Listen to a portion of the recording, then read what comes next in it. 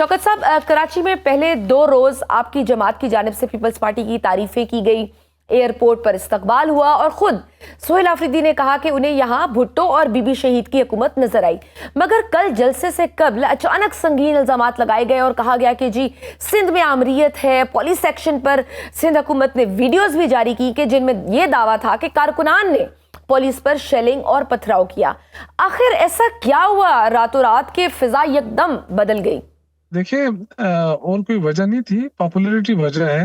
उनका ये ख्याल था कि पीटीआई का एक आम से प्रोग्राम होगा, एक आम से वजीर आला है, नौजवान है, बस वो आके चला जाएगा। लेकिन जो ही उन्होंने देखा कि एयरपोर्ट से लेके हैदराबाद और फिर उसके बाद जो पॉपुलैरिटी बढ़ी है उनकी, तो उसकी वजह से फिर उनको काफी उनको मुश्किलात आई हैं। और इससे अंदाजा आप कर सकते हैं कि जो उन्होंने मुलाकातें रखी थी वज़ीर आला साहब ने, वो मुलाकात भी उन्होंने कैंसिल करा दी। और जो ताजरों के साथ जो एक मुलाकात रखी गई थी वो भी उनसे कैंसिल करवाई गई। तो ऐसा लगा कि पीपल्स पार्टी जो अपने आप को बड़ा पर खोलने की कोशिश कर रही थी, लेकिन अब पता चला कि कंप्रोमाइज पार्टी है। और जिस तरह नून लीग कंप्रोमाइज है, इसी तरह पीटीआई भी पीपल्स पार्टी भी कंप्रोमाइज है। ऐसा नहीं है कि वहां पे वो अपनी आजादाना कोई तशख्खुस रखती है या आजादानी, क्योंकि जो फॉर्म 47 की जहां जहां हुकूमतें बनी है वहां उन पे एस्टेब्लिशमेंट का कंट्रोल है। और एस्टेब्लिशमेंट के कहने पर ही उन्होंने इस तरह के कारनामा किया है कि पुरमन एक इस्तकबालिया था, पुरमन जगह जगह अपने कारकुनों से मुलाकातें थी, पुरमन जलसा था, एनओसी भी दी गई और फिर एकदम आप कंटेनर ला के खड़े कर दिए गए। तो ये तो उन्होंने बड़े हालात खराब करने की कोशिश की, लेकिन पीटीआई वालों ने हमेशा तहम्मुल और बुर्दबारी और सब्र का मुजाहरा किया है। लेकिन कारनामा ये करते हैं फिर हमारे ऊपर थोपते हैं। जो भी कोई गलत काम होता है वो ये खुद कर लेते हैं पहले, फिर कहते हैं पीटीआई ने ऐसा किया। तो आई थिंक कि जो सूबाई हुकूमत ने, सिंध की हुकूमत ने वजीर को भेजा, टोपी पहनाई, हमने बड़ा समझा कि शायद ये हुकूमत बड़ी जमहूरी है। लेकिन उसके बाद जब पीटीआई के जलसे देखे, लोगों का की आमद देखी, तो उसके बाद वो बुखला गई। और बुखलाहट के उसके अंदर जो है उन्होंने जो कुछ किया, उससे जो सिंध के गयूर अवाम है, जो सिंध के मेहमान नवाज अवाम है, उनका सर झुका दिया इस हुकूमत ने। मतलब बिल्कुल मैं तो ये समझता हूँ कि बिल्कुल सिंधी अवाम की तरफ से वो नहीं था। सिंध के अवाम ने हमारा इस्तकबाल किया है, हमारे लोगों का इस्तकबाल किया है। सिंध ने हमेशा दरवाजे खुले रखे हैं तमाम कौमियतों के लिए। शौकत साहब, इसमें तो कोई शक नहीं कि कराची में अच्छी तादाद में आप लोग निकालने में कामयाब हो गए। अवामी तहरीक और 8 फरवरी को मुल्क बंद करने की कॉल दी जा चुकी है, मगर अब तक ये वाज़ेह नहीं है कि एहतजाज किस प्लेटफॉर्म से होगा, तहरीक तहफ़्फ़ुज़ आइन के तहत या पीटीआई की जानिब से। क्योंकि महमूद खान अचकज़ई के लाहौर दौरे पर हमने देखा कि किसी पीटीआई रहनुमा का इस्तकबाल ना करना और फिर उनका ये गिला भी करना कि पीटीआई में नज़्म ज़ब्त नहीं और हर 100 बंदे का एक लीडर है। आप इस तनकीद से मुत्तफिक हैं, जबकि उन्हीं को आपने पोजीशन इत्तेहाद का सरबराह भी बनाया हुआ है?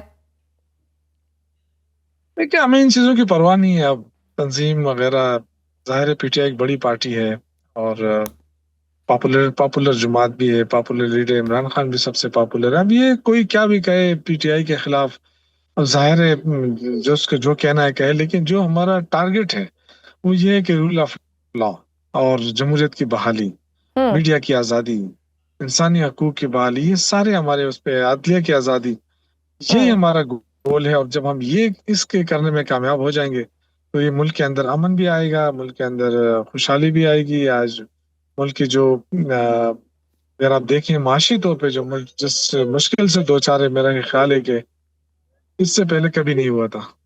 हम्म ठीक, तो हुकूमत की जानिब से मुज़ाकरात की बात बार बार की गई है, जिससे आपने ये कहकर मुस्तरद किया कि उनके पास इख्तियार नहीं है। सर, जिनके पास इख्तियार है, आप समझते हैं वो इस्टेब्लिशमेंट वाजे कर चुकी है कि वो बात नहीं करेगी, तो फिर आपके पास अमली ऑप्शन क्या बचता है? प्रैक्टिकली क्या हिकमत अमली अपनाने जा रहे हैं फिर? देखिए, सबसे पहली बात यह कि जो लोग हुकूमत कर रहे हैं वो हुकूमत नहीं कर पा रहे हैं, उनके पास कुछ भी नहीं है देने के लिए आवाम को। 3 سال ہو گئے. اب دیکھیں اگر یہ اس طرح چلتی رہے گی تو لوگ خود ہی سڑکوں پہ آ جائیں گے. تو پھر اس وقت اسٹیبلشمنٹ کیا کرے گی؟ ظاہر اسٹیبلشمنٹ کی تو اپنی مجبوریاں ہوتی ہیں. ایسا بھی نہیں ہے کہ وہ سب کچھ ان کے اختیار میں ہوتا ہے. دیکھیں عوام ہے، ان کو کوئی ریلیف نہیں مل رہا. آپ کی جو گروتھ ریٹ ہے وہ بڑھی نہیں رہی ہے. آپ کا جو ایکسپورٹ ہے وہ کم سے کم ہوتی جا رہی ہے. پچھلے سال $2.9 بلین تھی، اب $2.4 بلین پہ آ گئی ہے. پنجاب کے اندر 100 سے زیادہ ٹیکسٹائل ملیں بند ہو گئی. 1.25 لاکھ سے زیادہ لوگ بے روزگار ہو گئے. اور جو بے روزگاری کی شرح ہے اس وقت وہ تقریباً 22% پہ پہنچ گئی. تو میرا نہیں خیال ہے کہ اس طرح ان کی حکومت کی اپنی مجبوری ہے، وہ خود چاہتی ہے کہ مذاکرات ہو، لیکن ان کے پاس اختیار نہیں ہے. وہ ہوں بہت زیادہ مشکل میں ہو. تو سر فواد چودھری صاحب بھی جو ان کا گروپ ہے انہوں نے بھی آپ کے معاملات حکومت کے ساتھ بہتر کرانے کی کوشش کی ہے اور عمران خان سمیت شاہ محمود قریشی کی رہائی کے دعوے بھی کیے ہیں، مگر آپ نے انہیں بھی مسترد کیا. مولانا فضل الرحمان کے ساتھ اتحاد بھی قائم نہ رہ سکا. اگر آپ سب کو مسترد کرتے رہیں گے تو پھر ایک مؤثر اپوزیشن تحریک کیسے چلے گی جس سے واقعتاً اب حکومت کو ٹف ٹائم دے سکیں؟